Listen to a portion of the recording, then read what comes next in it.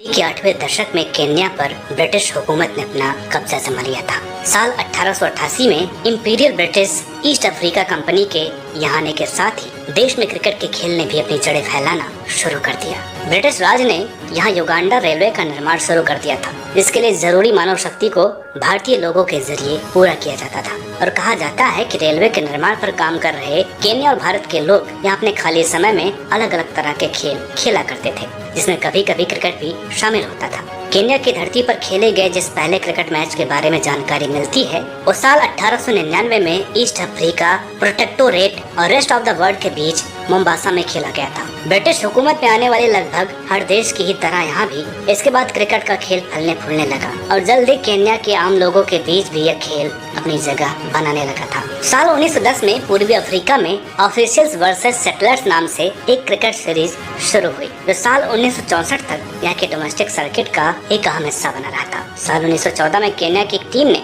सिर्फ एक मैच के लिए युगांडा का दौरा किया और वहाँ युगांडा को 5 विकेट से करारी हार थमाकर लौट आए। साल 1993 में यूरोपियन वर्सेस एशियन नाम से एक डोमेस्टिक क्रिकेट सीरीज शुरू हुई, जिसका ईस्ट अफ्रीका भी एक अहम हिस्सा था। क्रिकेट अपने पैर ईस्ट अफ्रीका में पूरी तरह फैला चुका था, लेकिन मंजिल अभी बहुत दूर थी। साल 1951 में केन्या की टीम ने तागंगा के खिलाफ मैच खेला, जिसमें विरोधी टीम की कप्तानी वेस्ट इंडीज मुल्क के खिलाड़ी ने की थी। अगले साल नटाल की एक टीम ने केन्या का दौरा किया, जिसमें अफ्रीकी खिलाड़ी रसल लिंडन ने शतकीय पारी खेली थी। सिलसिला चलता रहा। साल 1957-58 में एमसीसी ने फ्रेड ब्राउन की कप्तानी में केन्या का दौरा किया और फिर 1963 में एक और दौरा निर्धारित किया गया था। यह वो समय था जब केन्या को ब्रिटिश राज से मुक्ति मिल गई थी और ईस्ट अफ्रीका को आईसीसी ने अपने एसोसिएट सदस्यों में शामिल कर लिया था। यहाँ से केन्या के खिलाड़ी ईस्ट अफ्रीका के झंडे तले खेलने लगे और अगले 20 सालों तक यह सिलसिला चलता रहा। हालांकि केन्या क्रिकेट एसोसिएशन का गठन साल 1953 में हो गया था। साल 1967 में भारतीय टीम ने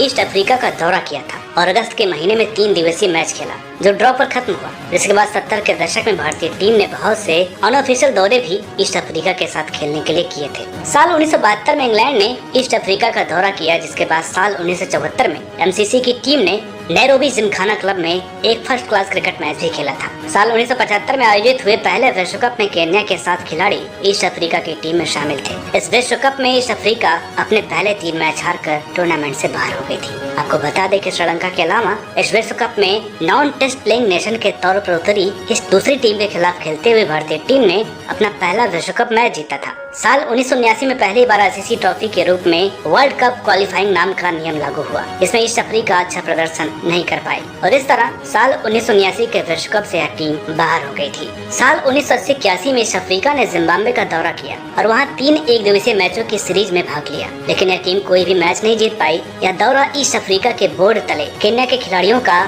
आखिरी दौरा था, जिसके बाद साल 1981 में ही केन्या ईस्ट अफ्रीका से अलग होकर आईसीसी का नया सदस्य बन गया। साल 1982, 1986 और साल 1990 में आईसीसी ट्रॉफी टूर्नामेंट्स में केन्या ने एक अलग टीम के तौर पर भाग लिया था, लेकिन किसी भी विश्व कप में अपना स्थान तय नहीं कर पाई थी। 80 के दशक में धीरे धीरे ही सही, लेकिन केन्या में क्रिकेट एक नई ऊंचाई की तरफ बढ़ने लगा था। इसका सबसे बड़ा कारण यहाँ का क्लब क्रिकेट स्ट्रक्चर था। केन्या के बड़े खिलाड़ियों की माने तो नैरोबी क्रिकेट क्लब लीग का जलवा उस समय अफ्रीका में आईपीएल की तरह था, जहां लोगों का एक बड़ा हुजूम मैच देखने आता था और खिलाड़ी खुद को किसी टीम में शामिल करने के लिए हर संभव प्रयास करते थे। इस समय के दौरान संदीप पाटिल, संजय मांजरेकर, बलविंदर संधू, प्रवीण आमरे और चंद्रकांत पंडित जैसे बहुत से भारतीय खिलाड़ी भी इस लीग में हिस्सा लिया करते थे और इन्हीं में से कुछ खिलाड़ी केन्या की अंतर्राष्ट्रीय क्रिकेट टीम को आगे बढ़ाने में भी मदद कर रहे थे। एक अच्छे डोमेस्टिक और क्लब क्रिकेट सर्किट का ही नतीजा रहा इस साल 1994 में आयोजित हुई आईसीसी ट्रॉफी में केन्या रनर अप रही और इस तरह एक आजाद टीम के रूप में साल 1996 का विश्व कप खेलने के लिए यह देश अब तैयार था।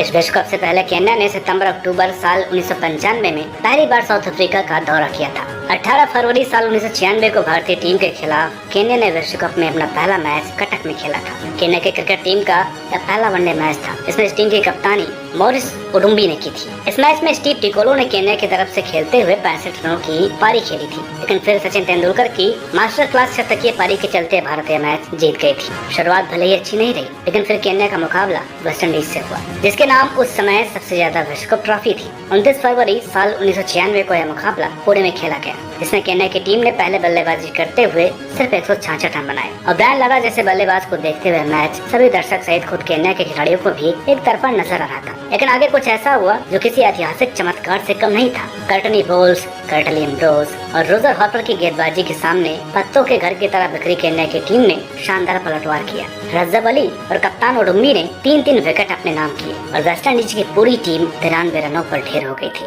इस तरह केन्या को वनडे क्रिकेट में पहली जीत हासिल हुई। लेकिन फिर आगे इस विश्व कप में यह टीम अच्छा प्रदर्शन नहीं कर पाई थी। इस विश्व कप के बाद आईसीसी ने केन्या और बांग्लादेश टीम को वनडे स्टेटस सौंप दिए। जिसके बाद इस देश ने कमांड्रा गुलर टूर्नामेंट होस्ट किया और फिर दिसंबर 1996 में नीदरलैंड ने केन्या का दौरा किया, जिसमें केन्या ने सीरीज के सभी मैच अपने नाम किए थे। साल 1997 में एक बार फिर आईसीसी ट्रॉफी का आयोजन हुआ, जिसमें केन्या ने फाइनल तक का सफर तय किया था, जहां टीम बांग्लादेश से हार गई थी। केन्या के कुछ खिलाड़ियों की माने तो यहाँ से बांग्लादेश और केन्या के बीच ठीक उसी तरह की प्रतिद्वंदिता शुरू हो गई थी जैसे पाकिस्तान और भारत के बीच देखी जाती है। और इसी प्रतिद्वंदिता में साल 2004 तक केन्या सिर्फ एक वनडे मैच में हार के साथ बांग्लादेश से आगे थी। साल 1998 में केन्या ने भारत का दौरा किया और बांग्लादेश और भारत के साथ ट्रायंगुलर वनडे सीरीज में हिस्सा लिया। इस सीरीज का फाइनल मैच केन्या और भारत के बीच 28 मई के दिन खेला गया था, जिसमें एक बार फिर केन्या ने सबको चौंकाते हुए भारतीय टीम को 69 रनों से हरा दिया था। साल 1998 में कॉमनवेल्थ गेम्स में हुए क्रिकेट टूर्नामेंट में केन्या ने तीसरे स्थान पर आकर अपना सफर खत्म किया था। साल 1999 विश्व कप में आसिफ करीम ने केन्या की कप्तानी की थी, लेकिन इस टूर्नामेंट में केन्या कोई भी मैच जीत नहीं पाई थी। इसका सबसे बड़ा कारण था केन्या की टीम पहली बार इंग्लिश कंडीशन में खेल रही थी, जिसका अनुभव इस टीम के किसी भी खिलाड़ी को नहीं था। 21वीं सदी का आगाज केन्या ने आईसीसी इमर्जिंग नेशन टूर्नामेंट जीतकर किया था। इसके बाद भारतीय दौरे पर इस टीम को सिर्फ एक मैच में हार का सामना करना पड़ा था। साल 2003 में हुए विश्व कप में केन्या ने को होस्ट की भूमिका निभाई थी। केन्या की शुरुआत टूर्नामेंट में अफ्रीका से मिली हार के साथ शुरू हुई। उसके बाद केन्या ने श्रीलंका, बांग्लादेश और कनाडा को हराकर सबको चौंका दिया था। उसके साथ ही जब न्यूजीलैंड ने केन्या के साथ अपना मैच फॉरफिटेड कर दिया तो केन्या विश्व कप सेमीफाइनल में पहुंच गई। इस तरह केन्या अंतर्राष्ट्रीय क्रिकेट इतिहास में अभी तक एकमात्र एसोसिएट सदस्य है जिसने विश्व कप सेमीफाइनल तक का सफर तय किया था। सेमीफाइनल में केन्या भारत से हारकर बाहर हो गई थी। 2003 विश्व कप केन्या के क्रिकेट सफर में अब तक का सबसे खूबसूरत मौका था। जिसके बाद साल 2004 में केन्या क्रिकेट एसोसिएशन के सबसे सफल चेयरमैन जिमी रियानी ने इस्तीफा दे दिया।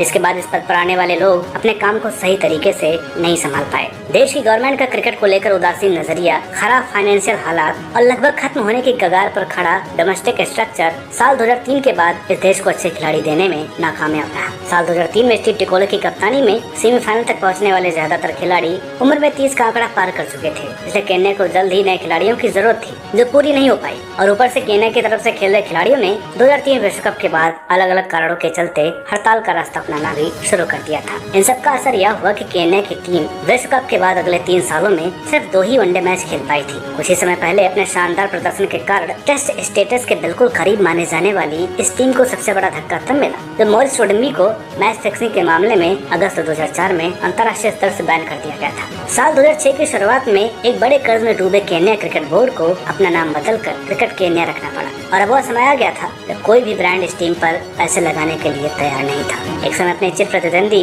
बांग्लादेश से आगे निकल चुकी केन्याई टीम लगातार बांग्लादेश के खिलाफ हारने लगी। आईसीसी इंटरकॉन्टिनेंटल कप और डिवीजन टूर्नामेंट्स में अच्छे प्रदर्शन के बाद केन्या को साल 2007 विश्व कप में हिस्सा दिया गया, लेकिन यहाँ वो पुराना प्रदर्शन देखने को नहीं मिला था। 1 सितंबर साल 2007 को केन्या ने अपना पहला T20 मैच बांग्लादेश के खिलाफ खेला था, जिसमें इस टीम को 5 विकेट से हार का सामना करना पड़ा। साल 2007 T20 विश्व कप में केन्या को सभी मैचों में हार का सामना करना पड़ा। विश्व कप 2011 में भी हालत समान ही रहे, जिसके बाद अपने लोगों से ही चोट खाई यह टीम लगातार गर्त की तरफ बढ़ती रही। साल 2012 में कोचिंग स्टाफ और कुछ खिलाड़ियों को हटाकर बदलाव लाने की कोशिश की गई, लेकिन कुछ भी कारगर साबित नहीं हुआ। साल 2014 में अगले विश्व कप के लिए क्वालिफाई नहीं कर पाने की स्थिति में केन्या से ओडीआई स्टेटस भी छिन गया था, यानी कि अब इस देश का स्थान अंतर्राष्ट्रीय क्रिकेट में कहीं भी नहीं था। पिछले लगभग 6 सालों से कुछ एक मैचों को छोड़ दें तो इस देश को किसी भी बड़ी टीम के साथ खेलने का मौका नहीं मिल पाया था और आगे भी यह सिलसिला जारी रहा। केन्या ने अपना आखिरी वनडे मैच स्कॉटलैंड के खिलाफ साल 2014 में खेला था।